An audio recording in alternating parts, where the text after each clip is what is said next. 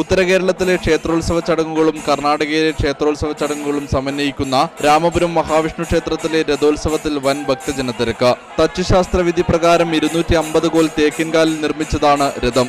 ദശാവതാരങ്ങളും ശിവപാർവതിമാർ, ഗണപതി തുടങ്ങിയ ദേവന്മാരെയും ആലേഖനം ചെയ്തിരിക്കുന്നു. പുഷ്പാലങ്കൃതമായ കൂറ്റൻ രഥത്തിൽ ഭഗവാൻ മഹാവിഷ്ണുവിന്റെ വിഗ്രഹം സ്ഥാപിച്ചിരിക്കുന്നു. വ്രതശുദ്ധിയോടെ ഭക്തജനങ്ങൾ ക്ഷേത്രത്തിനു ചുറ്റും പ്രദക്ഷിണം വയ്ക്കുന്നു. പഞ്ചവാദ്യവും നിലവിളക്കും കുത്തുവിളക്കുകളുമായി പുരുഷാരം ഭക്തിയോടെ രഥത്തിനെ അനുഗമിക്കുന്നു. 4 തവണ പ്രദക്ഷിണം പൂർത്തിയായപ്പോൾ ക്ഷേത്രനടയിൽ വെച്ച് രഥത്തിൽ നിന്നും കനകവർഷം നടത്തുന്നു.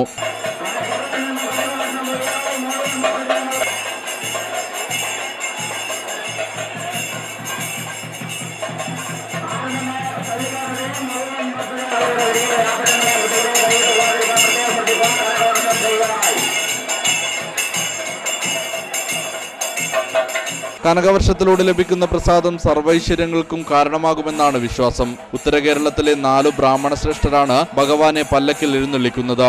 ഇത് ഇവിടുത്തെ മാത്രം പ്രത്യേകതയാണ്. 7 ദിവസം നീണ്ടു നിൽക്കുന്ന രഥോത്സവ പരിപാടി വെള്ളിയാഴ്ചയോടെ സമാപിക്കും.